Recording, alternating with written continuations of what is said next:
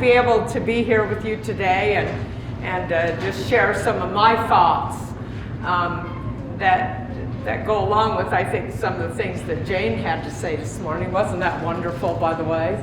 And I'm going to talk about some things that hopefully will empower you as you work with, as you experience people around you, particularly teens who have depression or anxiety, and other people. What should I do with that? How do I approach that? What can I do? And that's what I want to empower you today to do, because I think it's understood that when someone's suffering from depression, we need to get them into therapy, right? And get them in that process, that helps them to develop some of the skill sets that we want them to have. But what can we do to support them, in the environment itself? So basically, my learning objectives today are, first of all, I want to talk a little bit about just some of the basic facts of depression and anxiety. And then I want to reflect on the struggles of young people who have experienced depression and anxiety. And this keeps glitching, but it always comes back, just so you know. Because the Lord is there. And I have prayed that I get through this with no technical difficulties, so it just keeps flipping back. Okay, see what I mean? Here it comes.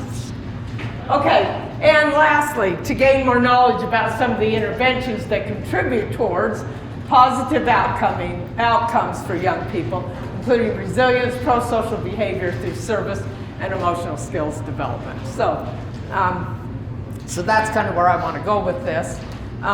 So what do we need to know about anxiety and depression? Well, these are emotional conditions, and they're common among adolescents. Anxiety conditions, which may involve panic or excessive worry, are more common among older than among younger adolescents. And so that's just important to understand, that there's anxiety that they'll experience. 3.6 of 10 to 14-year-olds and 4.6 of 15 to 19-year-olds experience an anxiety condition. And depression is estimated to occur in 1.1% of the age of 10 to 14 and 2.8 of 15 to 19. I think it gets a little bit higher in the 15 to 19 because you're moving from adolescence to young adulthood, and there's some big transitions that impact your self-image and the way you see yourself in reference to the world, right? So it's important for us to understand that. Now, it's important for us to understand that depression and anxiety share some of the same symptoms. And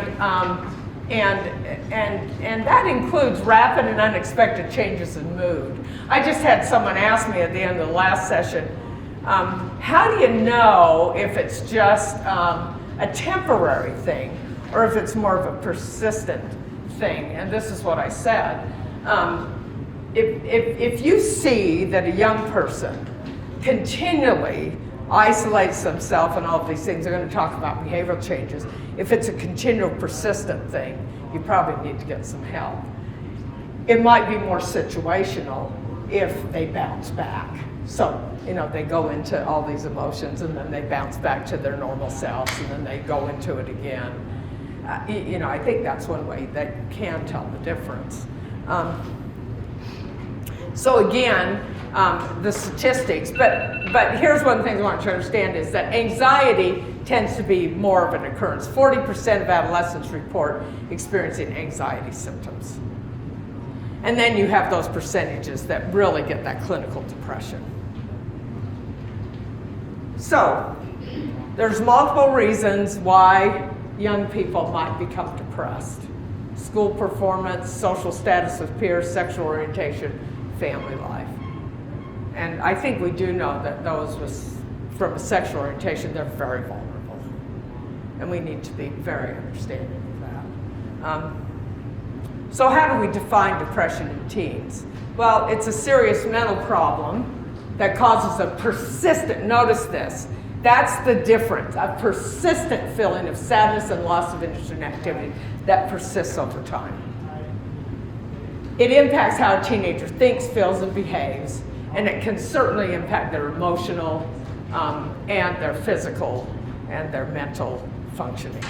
So very important that we understand this about that. So we call these the stress-related conditions, but there are just a few differences between depression and anxiety. For instance, an inability to feel pleasure at all is very unique to depression.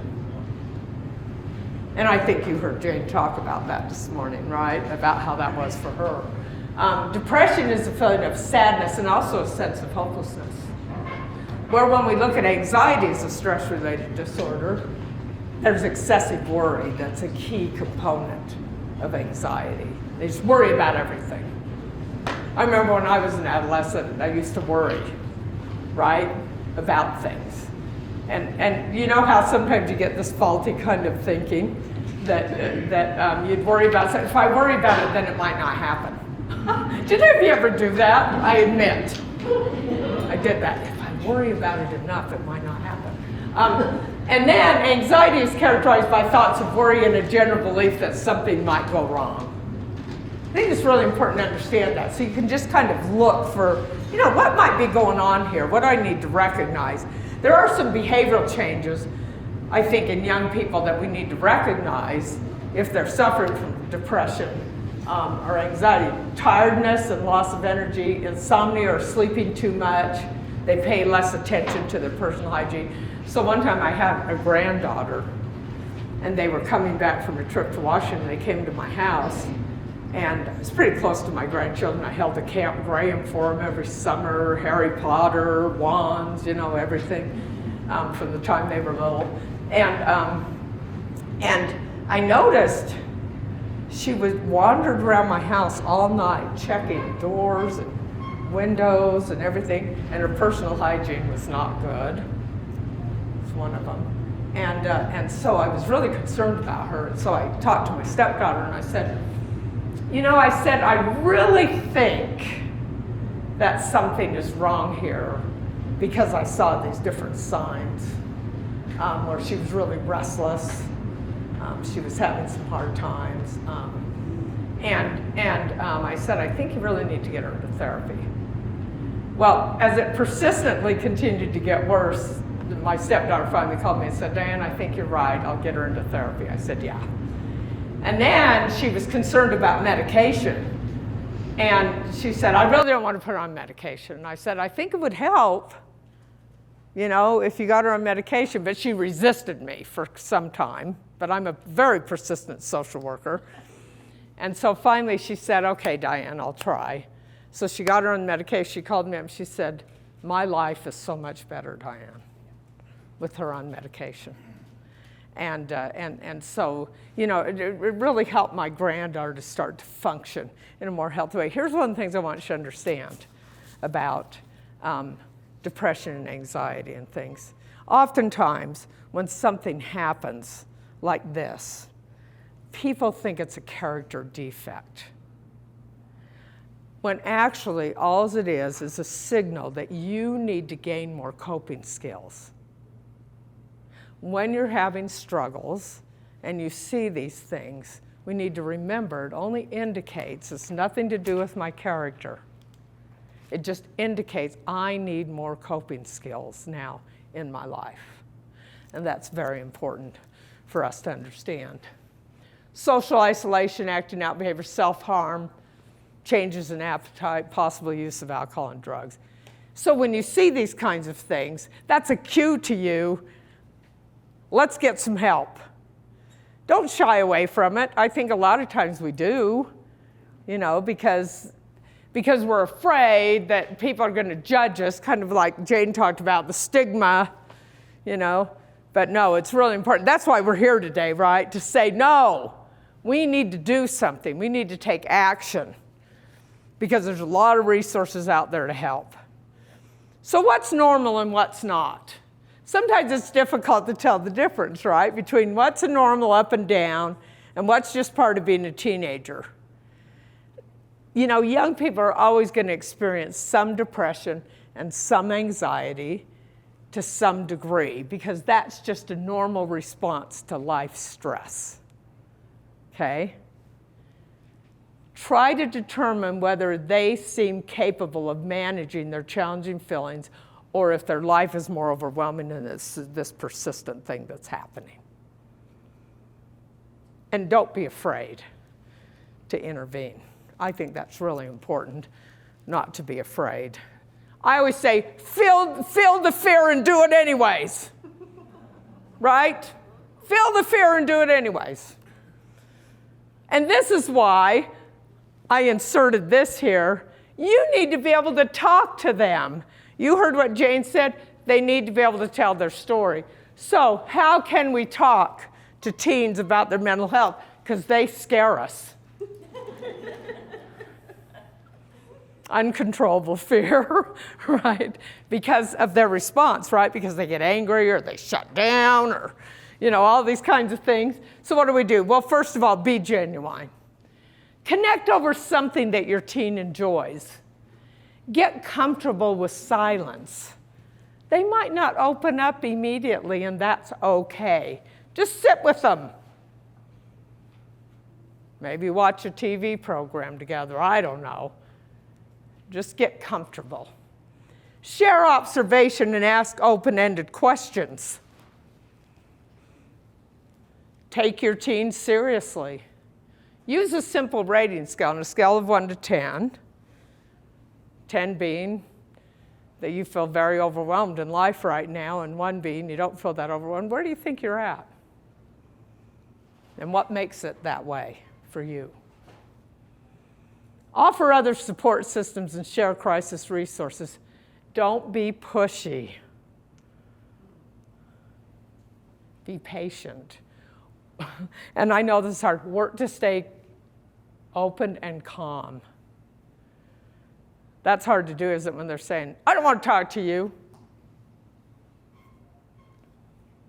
Keep the conversation going. And when I say that, not just in that moment, but over time.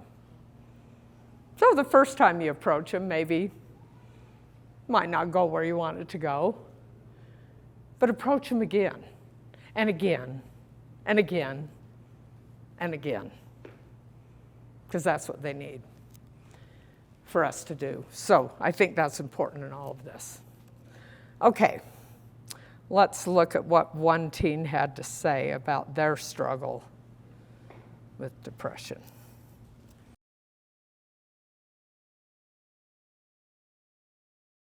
So one of the reasons I show that to you is I think there's a couple of really important things to learn from that. Number one, at some point, she came from a good family and everything, but at one point she felt she needed to ask for help. And I'm glad she could, but here's what I think. I think that we should ask our young people in our lives or other people in our lives, when we see these kinds of symptoms or things, would you like some support? What can I do to support you? What can I do to help? And if they don't respond, ask again. And then ask again, because eventually, they'll open up. And I think that's really hopeful, that we ought to ask and that she felt she could ask. Do you know what I mean? That's a really important piece of this, I think, is the asking piece, right? So just keep that in mind. Now, I think that what becomes important for us as we deal with depression and anxiety around us, particularly with young people, and anyone else, really, I think all these principles apply. I think that we have to develop a perspective of being empathic and supportive rather than being upset about it. Again, if we take the whole philosophy that this is not a reflection of my character as a parent or of my child, it's just simply a cue. We need more coping skills, right? That can help us to be more empathic and supportive and move away from these stereotypes or these things. So taking perspective is really important. And, I like to look at young people as at promise, not necessarily at risk. And Victor Rios, a professor of psychology, he grew up as an at-risk adolescent. And he says the way you heal that part of the soul that has trauma or is feeling resentful is that you have a conversation with others about what you have been through, and you speak to your resilience in overcoming those adversities. What is it about what you have done that has gotten you this far in life? That's resilience. So basically, we always want to look at the potential that young people have and look at their strengths. I think this is a really important perspective as we try to help and support the people around us, young people as well as others. And again, here's the perspectives I like most. Challenges often indicate a need for additional tools and support and are not a character defect. I think these are really important perspectives. Please remember that there are many factors that contribute to mental health challenges: genetics, environment, impairing accidents, life circumstances, time, and choices. There's a lot of different things.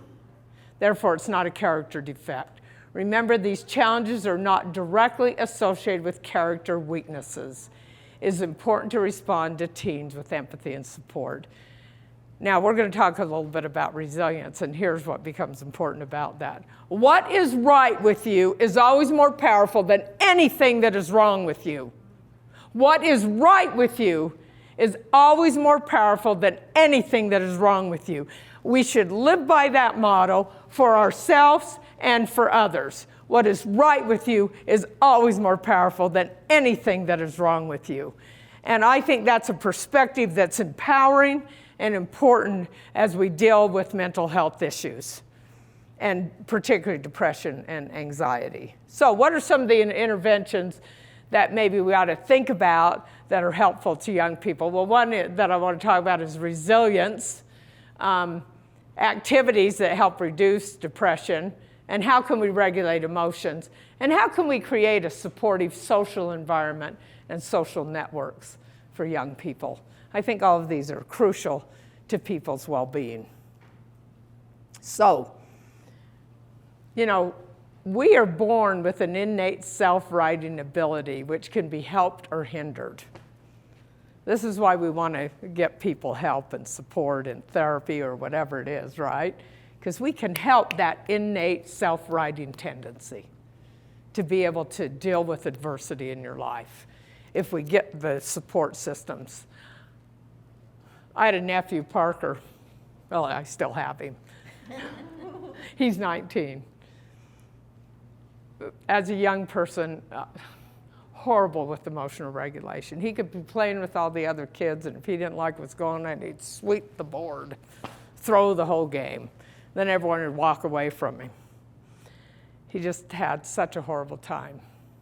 But because I loved him, and I wanted him to have the support, I had him in therapy from the time he was about 5 years old, all the way through. And guess what? When he was about 12, he was able to recognize his depression and what's going on. And now even today at 19, he'll take himself to therapy. He's a great kid.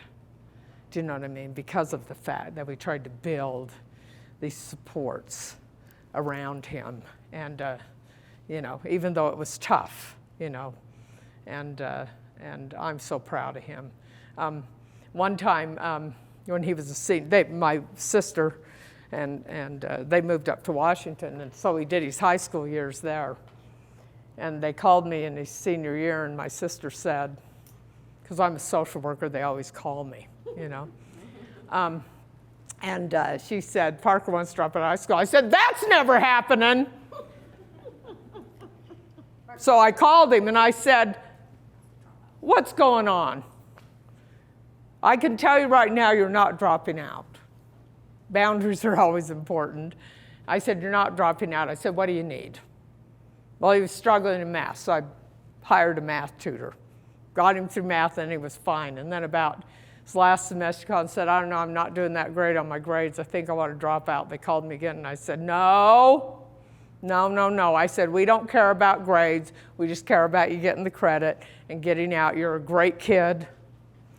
You have a lot going for you. He was working at Burger King. They loved him there, and he was doing great. And so we got him through. He graduated. And that's great. because here's the thing, what is right with you is always much more powerful than anything that's wrong with you, and he had a lot of right things about him that we tried to focus on, and that's what we need to do. That's the perspective we need to take, and we need to look at this resiliency. So, what is resiliency? It helps us to cope. It's the ability to overcome challenges of all kinds. It helps us to be life-correcting and life-strengthening. Resilience is a process, it's not a program. I liked what Jane said.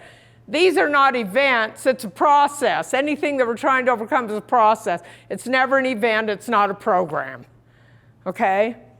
Resilience is about hope for the potential of youth with a focus on listening, back to those 10 points of having good conversations with young people, and providing opportunities for real responsibility and real work. That's important. So let me talk about the 4 basic characteristics of resiliency. Nan Henderson, who is a social worker, and if you go to resiliency.com, you'll find her books, all of her work. It's great stuff, resiliency.com. But I want to talk about these 4 characteristics. We need to communicate a resiliency attitude to young people.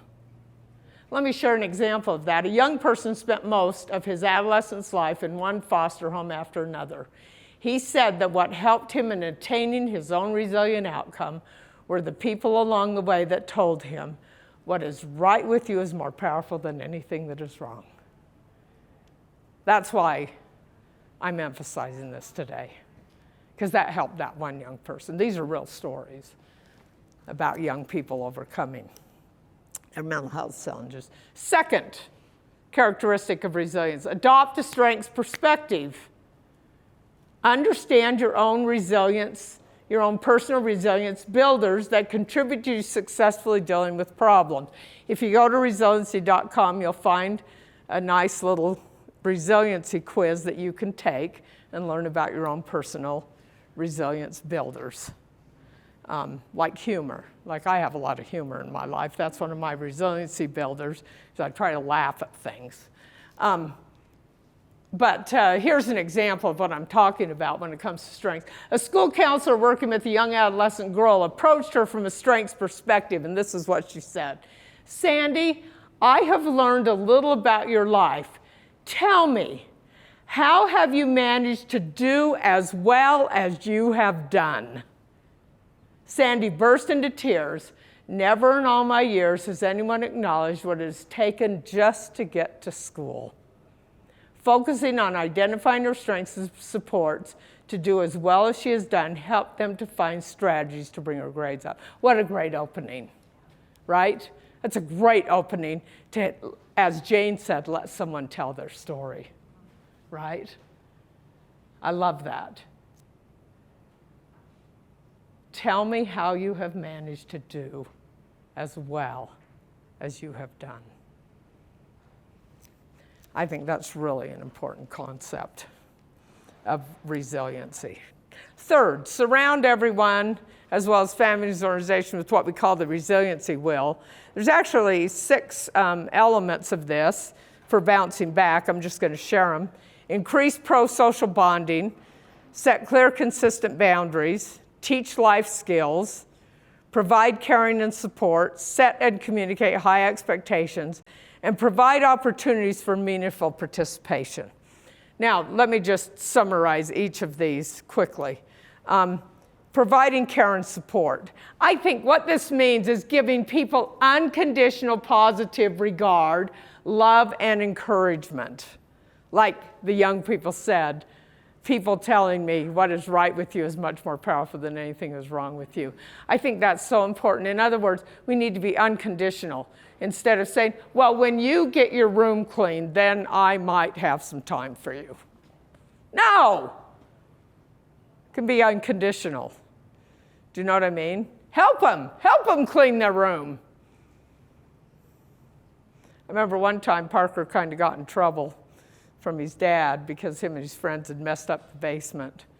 And the way he handled it was not the way I handled it as a social worker. And I said, Parker, let's, you and I and your friends go down there and let's all clean that together.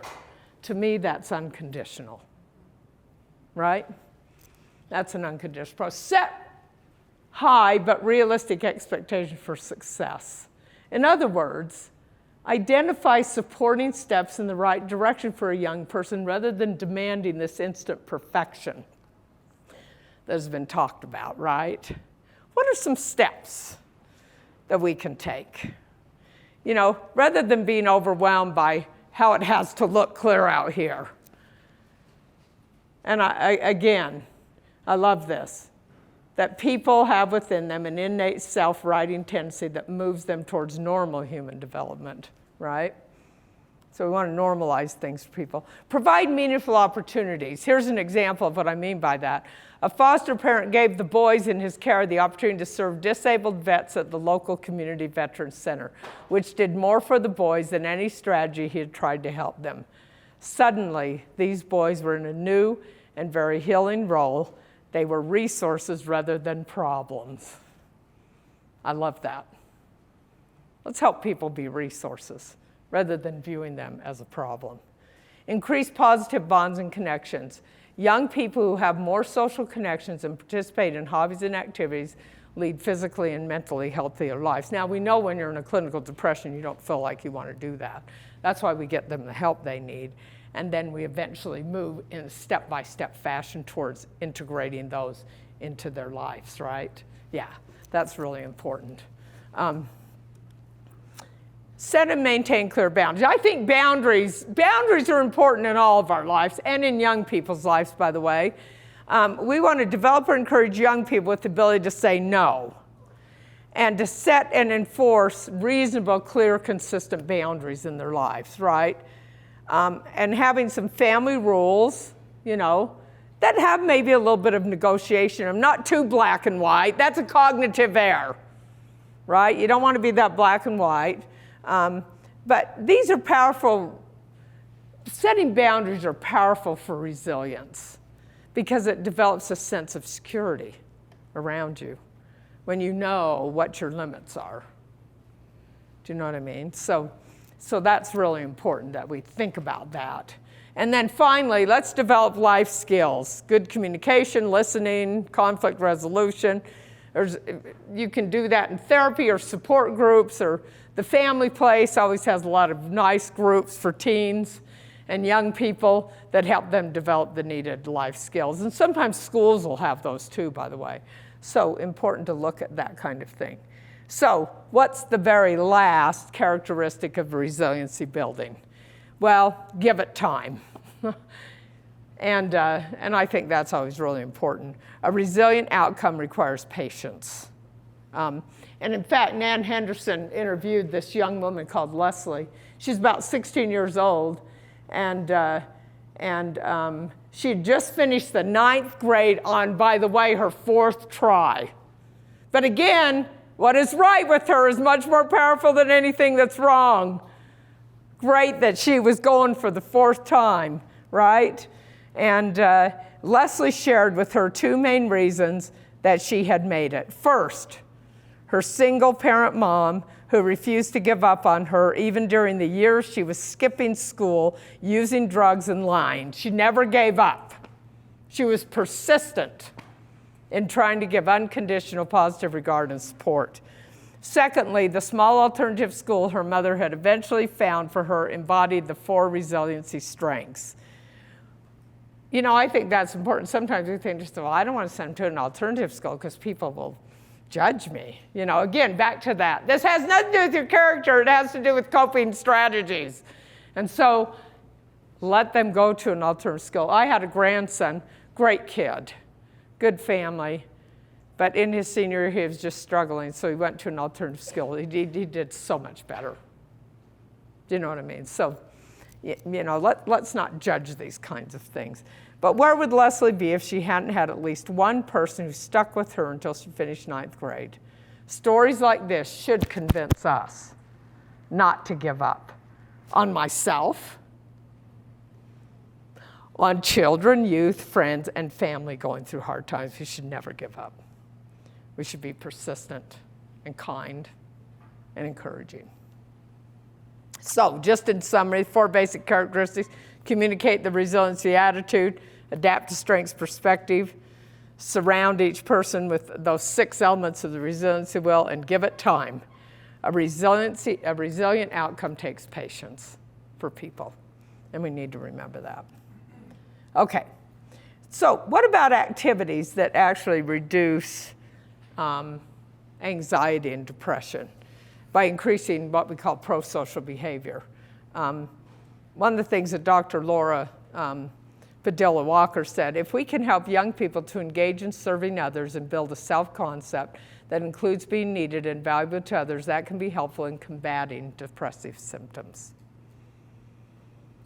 And then Dr. Susan Albers explained in an article from the Cleveland Clinical that when someone helps someone else, their brain secretes feel-good chemicals such as serotonin, which regulates mood, dopamine, which gives a sense of pleasure, and oxytocin, which creates a sense of connection with others.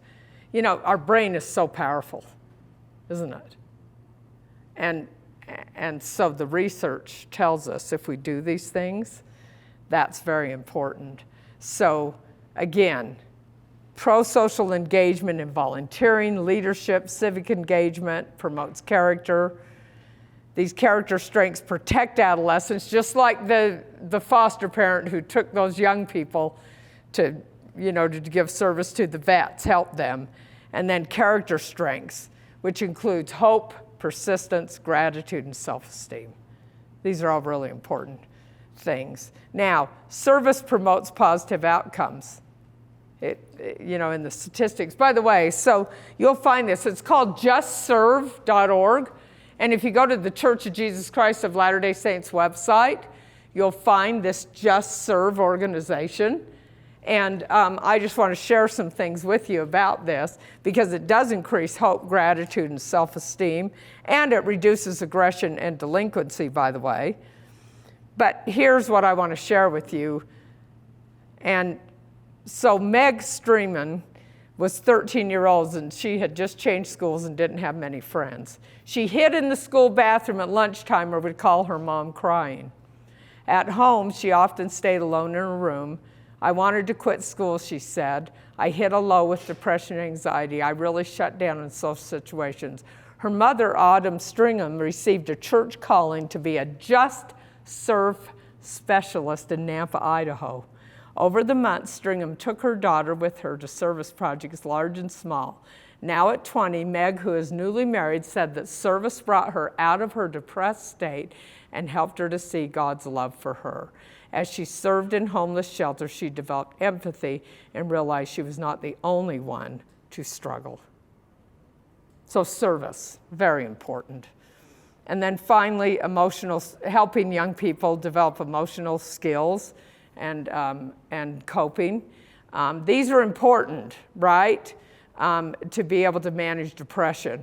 Emotional regulation actually encompasses how we can strengthen them and control our emotions. And there's actually 3 components: initiating actions triggered by emotions, inhibiting actions triggered by emotions, and modulating responses triggered by emotions. And the 6 most important regulation skills that we want to help young people get are self-awareness. We actually can name our emotions. Mindful awareness through breathing and sensory relaxation. Cognitive reappraisal. We can replace our negative thoughts with more positive thoughts. Adaptability. It's important to be adaptable so we can give an objective evaluation. I think self-compassion is so important. We should give ourselves the same compassion that we give to others. Really an important skill. Kristen Neff, if you look up Kristen Neff, she's one of the foremost authorities on self-compassion. Look up Kristen Neff on the internet and find all of her stuff on self-compassion. It's wonderful. Being self-compassionate. It'll come back on, Lord. Yes, see, there we go. Okay, and finally, emotional support. This is why we're persistent.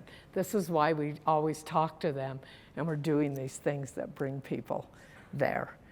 I love what Magic Johnson said. All kids need is a little help, a little hope, and somebody who believes in them.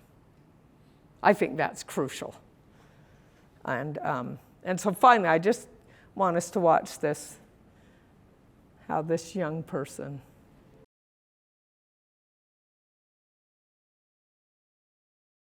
doesn't get to win, doesn't get to take you, because what is right with you is so much more powerful than anything that's wrong with you. And on that note, we want to continue to just be persistent and do this thing so that in the end result, yeah, we all feel like dancing.